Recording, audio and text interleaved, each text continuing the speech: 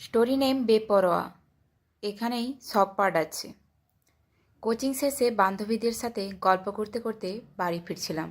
হঠাৎ পেছন থেকে কারো গম্ভীর আওয়াজ শুনে থেমে যাই, কারণ আমি জানি সে কে।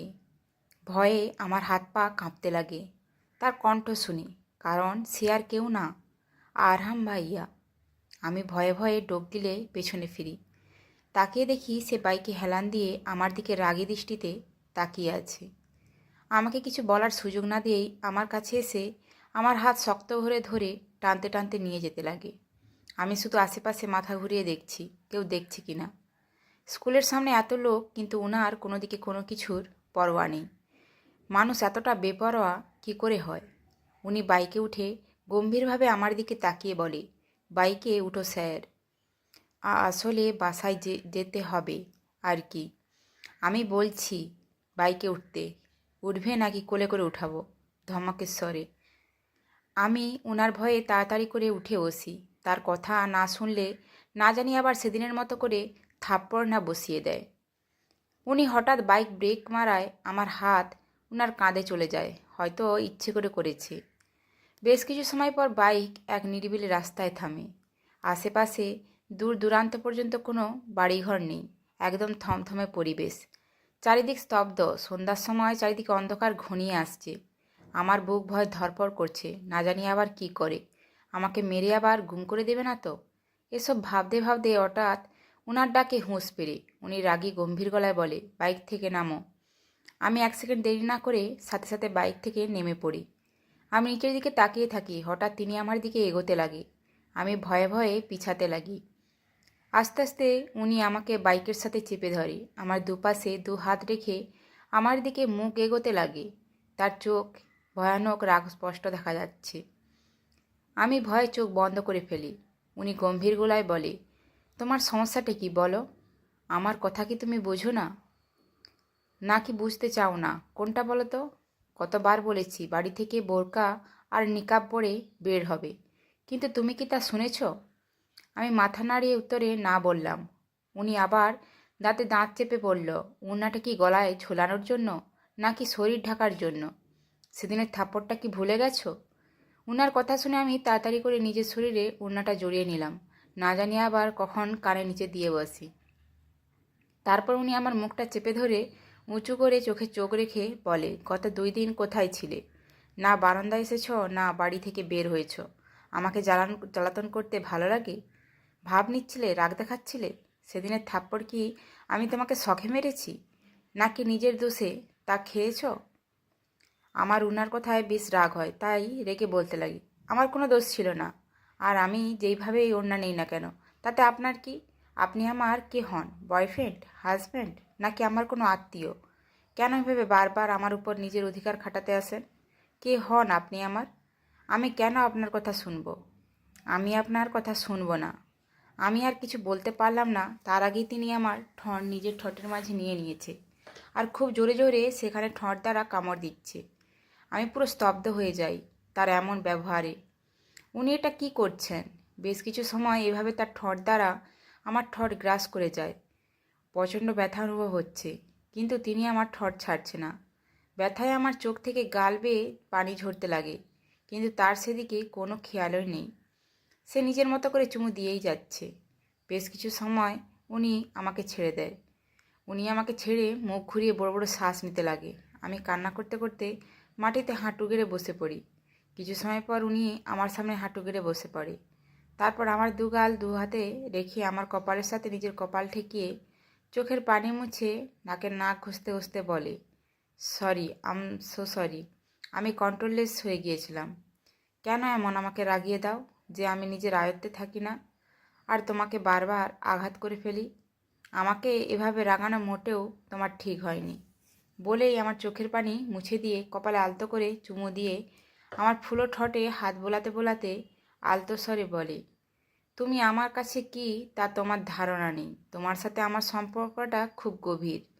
তোমার কাছে আসার জন্য, তোমার খেয়াল রাখার জন্য আমার কোনো সম্পর্কের নামের প্রয়োজন নেই। আর অধিকারের কথা বলছিলে তো, তোমার উপর যদি আমার কোনো অধিকার না থাকে, তাহলে দুনিয়ার কোনো অধিকার নেই। তোমার উপর সব অধিকার শুধু আমার। Mind it. ওনার কথা শেষ হতেই আমি আলতো করে নিজের চোখ খুলে সামনে তাকিয়ে দেখি উনি আমার দিকে তার মাতাল চাহনিতে তাকিয়ে আছে। আমি তার চাহনিকে উপেক্ষা করে কাঁপা কাঁপা কণ্ঠে বলি, আমি বাসায় যাব। আমার কথাই যেন ওনার ধ্যান ভাঙে। উনি আর কিছু না বলে আমার সামনে থেকে উঠে বাইকে বসে শান্তস্বরে বলে, উঠো। আমি কোনো কথা না বাড়িয়ে তার থেকে কিছুটা দূরত্ব বজায় রেখে তার পেছনে বসি। আমাকে দূরে বসতে দেখে আবারও শান্তস্বরে বলে, শক্ত করে ধরে বসো, না হয় পড়ে যাবে।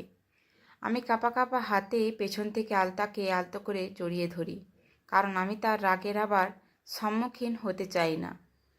বাসার সামনে উনি বাইক থামাতেই আমি তাড়াতাড়ি করে বাইক থেকে নেমে বাড়ির দিকে হাঁটা ধরি। উনি পেছন থেকে আমার হাত ধরে আটকিয়ে আমাকে তার কাছে টেনে নেয়। আমি আশেপাশে দেখতে লাগি। চারিদিকে অন্ধকার নেমে গেছে, তাই কিছু বোঝা যাচ্ছে না। উনি আলতো করে আমার থুতনি উঁচু করে আমার সামনে লং লেয়ার করে কাটা চুলগুলো কানের পেছনে গুঁজে দিতে দিতে বলে, তুমি আমার সম্পদ, আর আমি চাই না আমার সম্পদের দিকে কারো নজর পড়ুক। কাল থেকে বাড়ি থেকে বের হওয়ার সময় বোরকা আর নিকাব পরে বের হবে। আমি চোখ বন্ধ করে শুধু মাথা ঝাঁকালাম। তারপর উনি আমার হাত ছেড়ে দিতেই আমি বাড়ির ভিতরে দৌড় দেই। সোজা নিজের রুমে গিয়ে দরজা লক করে দেই। তারপর বিছানায় গা এলিয়ে দিয়ে চোখ বন্ধ করে আরামের সাথে প্রথম দেখার কথা ভাবতে লাগি। বাবার চাকরির জন্য ছোট থেকে ঢাকার বাইরে থাকা হয়েছে, কিন্তু হঠাৎ আমি যখন ক্লাস 8-এ পড়ি বাবার পোস্টিং ঢাকায় হয়ে যায়। তাই দাদু বাসায় মানে ঢাকায় চলে আসি। এখানে জয়েন্ট ফ্যামিলিতে সবার সাথে থাকি। দিনগুলো বেশ ভালোই যাচ্ছিল। হঠাৎ একদিন আরহাম নামের ঝড় আমার জীবনে প্রবেশ করে।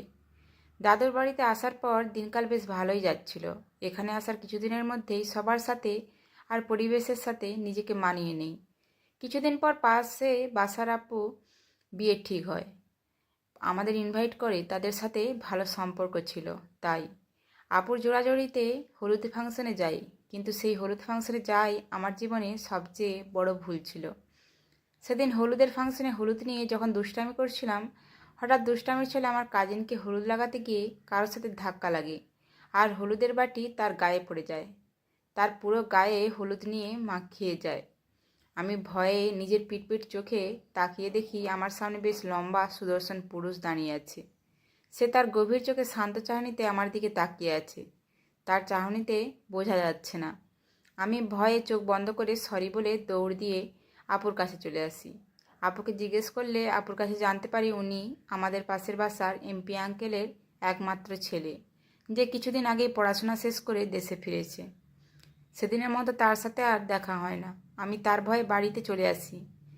পরের দিন বিয়েতে তার চোখের আড়াল থাকার চেষ্টা করি, এভাবে যে তার চোখের সামনে পড়লেই বুঝি সে আমাকে শাস্তি দেবে। কিন্তু বলে না, যেখানে বাঘের ভয় সেখানেই সন্ধে হয়। আমার সাথেও সেদিন তাই হয়েছিল। সেদিন যা হয়েছিল পুরোটা আমার কল্পনার বাইরে ছিল। আমি ভাবিনি এমন কিছু হবে।